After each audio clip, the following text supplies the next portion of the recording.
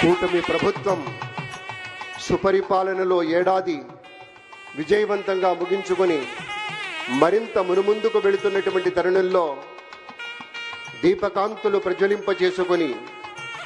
మంగళప్రదంగా రానున్న వత్సరాల్లో మరింత అభివృద్ధిని సాధించాలనే ప్రగాఢమైన విశ్వాసంతో మన చంద్రబాబు నాయుడు గారు, మన పవన్ కళ్యాణ్ గారు,